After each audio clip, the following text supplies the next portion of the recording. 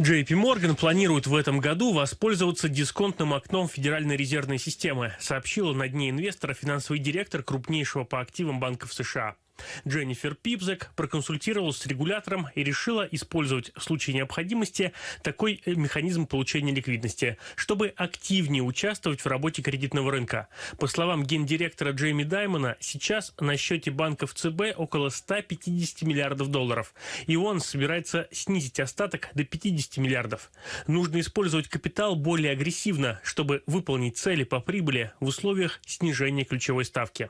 Дисконтное окно создано для того, чтобы срочно предоставлять ликвидность банкам, которые в целом находятся в хорошем финансовом состоянии. Если неожиданно возникла необходимость получить живые деньги вместо активов на балансе, то они могут заложить их на короткий срок у Федерального резервного банка. Но финансовые организации неохотно пользуются такой возможностью. С 2011 года Верховный суд обязал ФРС, хоть и с некоторой задержкой, но все-таки раскрывать информацию о банках-заемщиках.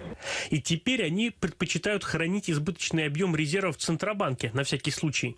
С сентября прошлого года, когда на кредитных рынках был всплеск ставок, Федеральный резерв возобновил покупку у банков гособлигаций, и они начали запасать подушку ликвидности в виде избыточных резервов.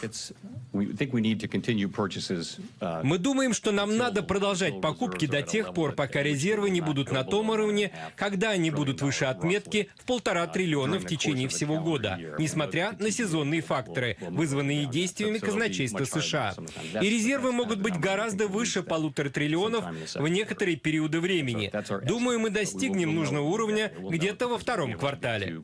Со своей стороны, ФРС может пересмотреть требования по банковским резервам. Об этом в начале февраля говорил вице-председатель Федрезерва по банковскому надзору. Их могут уменьшить, чтобы увеличить объем ликвидности на рынке межбанковского кредитования. Федор Барков, Вести.